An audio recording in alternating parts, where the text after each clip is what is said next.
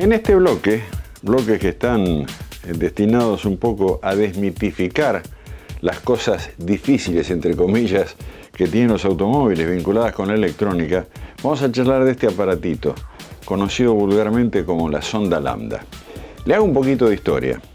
Allá en la época de los carburadores, que uno se refiere a esa época de los carburadores como si hubiese un siglo pasado, no pasó un siglo, pero ya pasaron unas cuantas décadas, lo que salía por el caño de escape prácticamente no influía. No influía porque, el combustible era barato, la contaminación todavía no habíamos tomado demasiada conciencia, la cantidad de autos que circulaban era sensiblemente menor que la actual, en fin, no nos preocupaban esas cosas.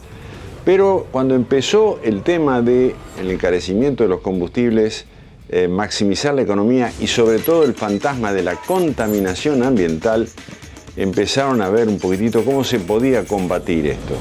Para que la nafta se queme, la gasolina convencional se queme, hace falta una relación en peso de aire y de combustible de 14,5 veces en peso de aire por una parte de combustible. 14,5, 14,6 a 1. Esa es la relación.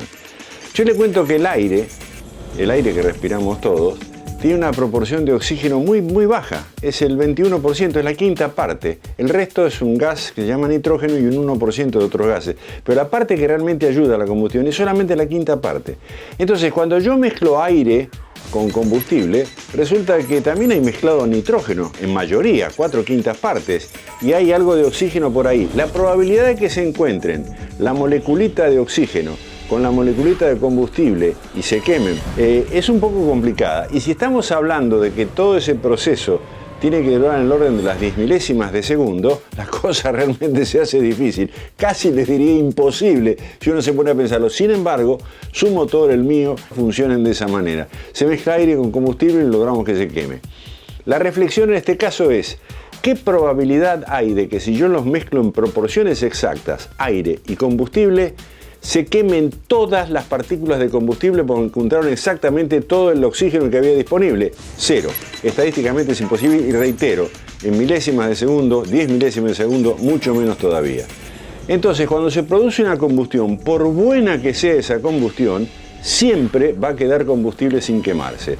Alguien tomó la decisión de decir, no, miren muchachos, vamos a hacer una cosa. Vamos a mezclar el aire y el combustible en proporciones exactas. Y lo que no se queme, atrás vamos a poner un aparatito, que usted lo habrá oído nombrar seguramente, se llama catalizador, que todo lo que no se quemó o se quemó de manera incompleta, lo termine de quemar y lo que salga por el caño de escape sea lo más inofensivo posible. Ahí murieron los carburadores y ahí nacieron los sistemas de inyección. La pregunta del millón es, ¿cómo sé yo que la mezcla es exacta? Y ahí es donde aparece esto que conocemos como nariz electrónica o sensor de oxígeno, o vulgarmente lo llamamos sonda lambda, que también ya se ha complicado porque ahora se utilizan dos y no una sola, pero esa es arena de otro costal. Le quiero contar qué es esto. Esto es una nariz electrónica, tal cual como suena. Es un aparatito que está metido ahí en la salida del escape. Normalmente a la salida del colector de escape, del múltiple escape, está colocado ahí y se da cuenta cómo están saliendo los gases de escape. Está oliendo, por eso se le dice el sensor de oxígeno, está oliendo qué cantidad de oxígeno está saliendo sin combinarse. Y se da cuenta cuando ese oxígeno es en exceso o ese oxígeno es en defecto. Cuando sobra oxígeno o falta oxígeno. Ya lo tiene tabulado, lo tiene acotado. Y en función de eso está permanentemente informándole a la computadora a través de una tensión, de un voltaje. Mirá, la mezcla está rica, la mezcla está pobre. Vuelve a estar pobre, sigue estando pobre, ahora está rica. En función de eso, la computadora decide cómo tiene que inyectar para que de nuevo esa relación de aire y combustible se mantenga en una proporción exacta. Le agrego un detalle. Esta sonda, usted podrá observar que tiene un solo cable. Esta, en cambio, tiene 4 cables. La diferencia básica entre esta y esta es que esta tiene otro tipo de sensor, pero básicamente tiene un precalentador que esta no tiene. ¿Por qué? Porque para que este elemento sea sensible, tiene que estar a determinada temperatura. Y la única cosa factible en los gases de escape para calentarla son los propios gases. Es decir, que yo arranco el motor en frío. Hasta que esto tome la temperatura suficiente y empiece a leer, pasa tiempo. Y mientras pasa tiempo, el motor no regula la mezcla. Y si no regula la mezcla, por el caño de escape salen porquerías. Esta actúa mucho más rápido que esta. Otro detalle es que va a ver usted que hay vehículos más nuevos que tienen dos sondas, una antes del catalizador y otra después del catalizador. Y esto es muy lógico. La que está antes del catalizador es la que se ocupa de medir cómo salen los gases de escape y qué tiene que corregir la computadora para que el catalizador funcione. Y la que está después del catalizador es la que verifica si las cosas están funcionando como corresponde. ¿Qué pasa si esto no funciona? Bueno, lo primero que sucede es que por el caño de escape empieza a sale cualquier tipo de porquería. Justamente la idea de esto es minimizar la contaminación, ¿ok? Y que Lea esté, reitero, oliendo permanentemente qué sale del motor para que, informando a la computadora corrija rápidamente cuánto tiene que inyectar y lo que sale sea lo correcto. Lo primero que usted va a notar es el aumento en el consumo de combustible. Entonces pagamos el pato con precio de combustible, básicamente, cantidad de combustible. ¿Cuáles son las fallas que puede tener esto? Un montón. En algunos casos debidos a la propia sonda, que tiene una vida que hoy en día es una vida interesante, es una vida que puede pasar los 150.000 kilómetros, o sea, tiene un rango bastante extendido de utilidad.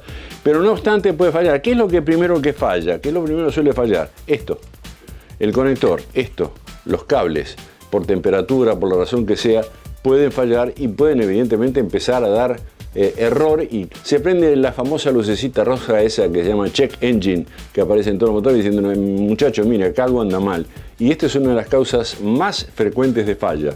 Puede ser que tenga un problema en el sistema de inyección, un problema en la bomba, puede ser un problema del combustible, esto se contamina, si es un combustible de mala calidad también se contamina, puede haber un sinnúmero de razones que hagan de que esto falle. Y en muchos casos la tendencia rápida es cambiemos la sonda. Sí, puede ser que esto evidentemente haya fallado por ancianidad, por la razón que sea, pero cuidado, hay muchas veces en que la falla no proviene de aquí, sino que proviene de otro sistema. Ahí es donde el buen mecánico, el buen diagnosticador se da cuenta. De todas maneras, si hay que reemplazarlo, el consejo que doy siempre, reemplácelo por piezas de alta calidad, porque si no usted va a tener un dolor de cabeza que ¿saben qué lo va a pagar? En combustible. La nueva alternativa en repuestos. Partson lo hace posible.